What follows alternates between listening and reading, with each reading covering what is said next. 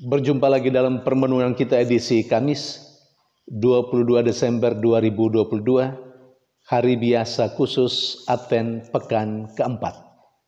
Bacaan-bacaan liturgi hari ini, bacaan yang pertama dari kitab pertama Samuel bab 1 ayat 24 sampai 28 dan bacaan Injil dari Injil Lukas bab 1 ayat 46 sampai 56. Kedua bacaan liturgi hari ini berbicara tentang pujian dan syukur.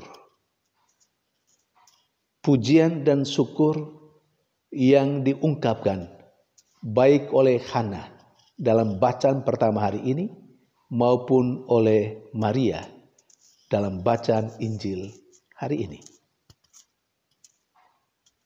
Ada dua poin penting yang harus kita garis bawahi untuk kita renungkan dari ungkapan pujian dan syukur yang dilakukan baik oleh Hana maupun oleh Maria.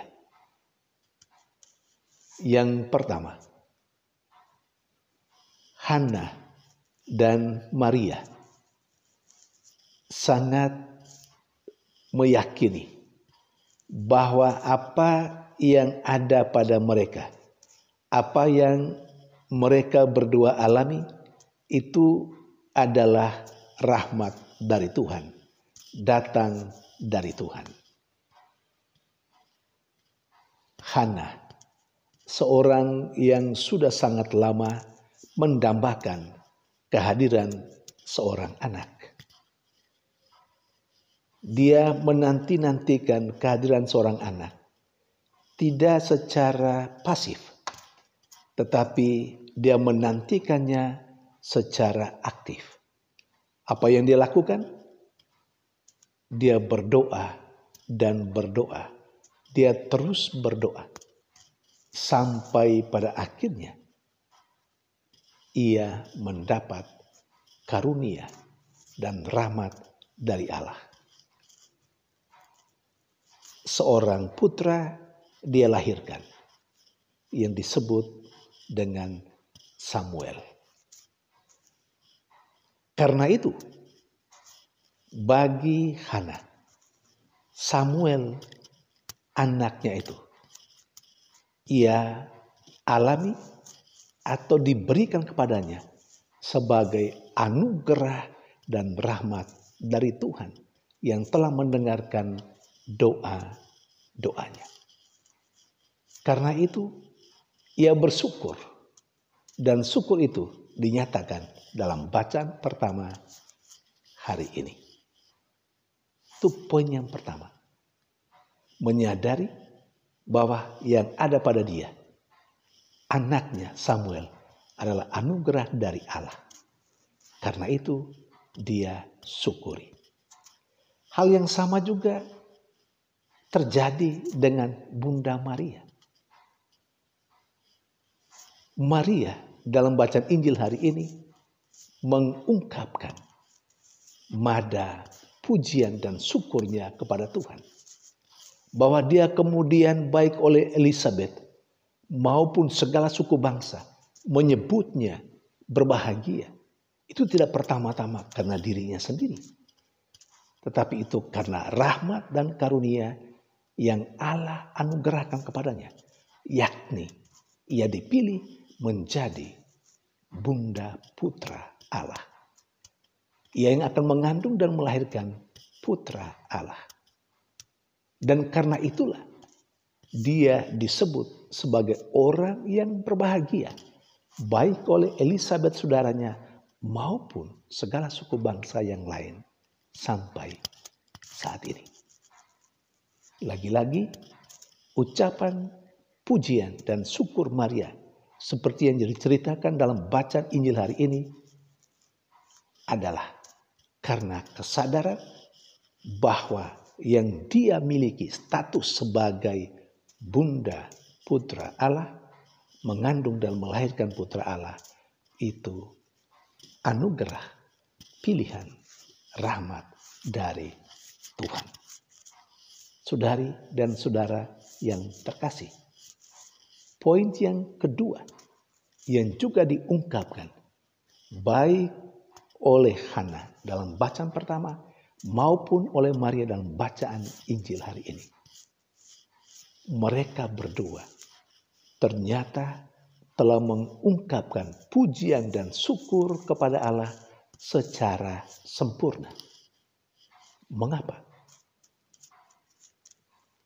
Saudari dan saudara yang terkasih, bagi saya dalam permenungan, saya melihat ucapan syukur atau pujian kepada Allah itu mempunyai dua tingkat.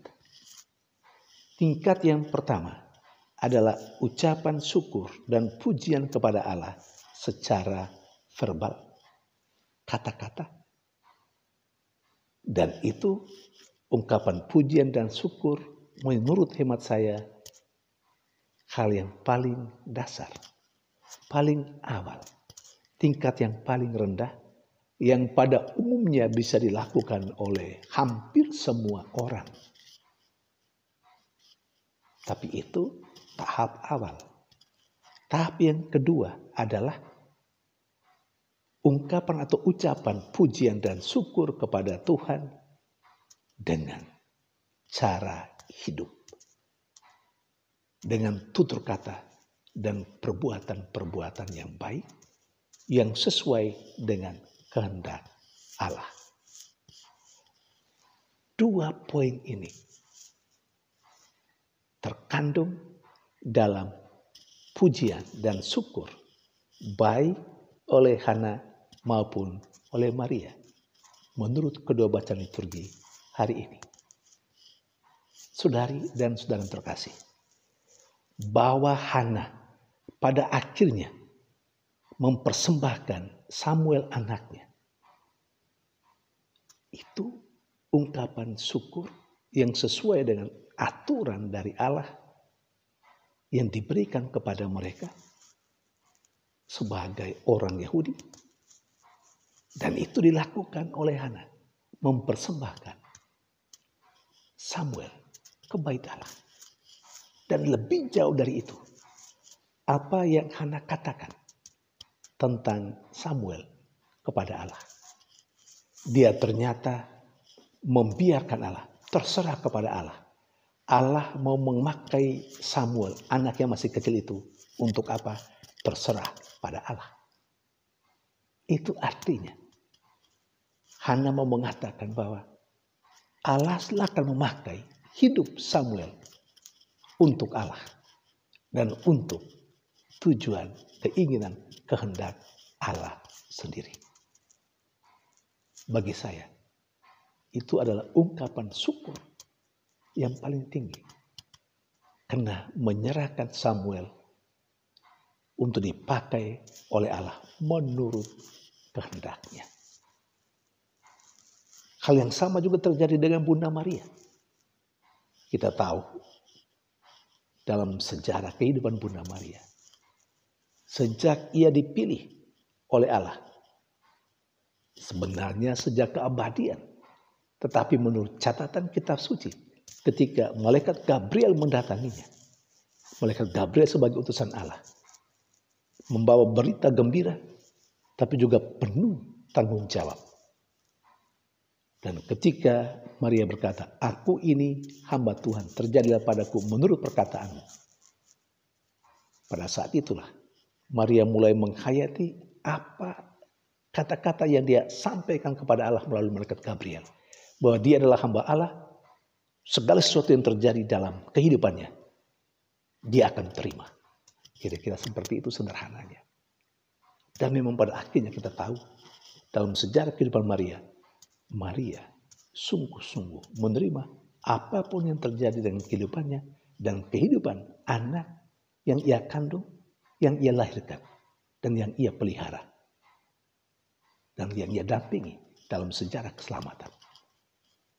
Saudari dan saudara yang terkasih, dari sini, dari pengalaman bagaimana kehidupan Hana dan Maria, kita diajak untuk belajar seharusnya seperti apa ucapan syukur dan pujian kepada Allah yang harus kita ungkapkan terus-menerus dalam kehidupan kita. Karena yang ada pada kita, yang kita alami, datangnya dari Tuhan. Dan yang kedua, kalau kita mengucap syukur, sebagaimana biasa, dalam doa kita menyatakan rasa syukur kepada Allah. Itu hal yang paling dasar. Ucapan pujian dan syukur yang paling dasar kepada Tuhan. Yakni dengan kata-kata. Tetapi kita diminta untuk melangkah lebih jauh, lebih tinggi, lebih berarti nilainya. Yakni dengan hidup menurut kehendak Tuhan. Membiarkan diri kita dipakai oleh Tuhan. Dan kita mau hidup menurut kehendak Tuhan. Itulah ucapan pujian syukur yang paling tinggi. Dan itu yang diharapkan dari kita. Tuhan memberkati.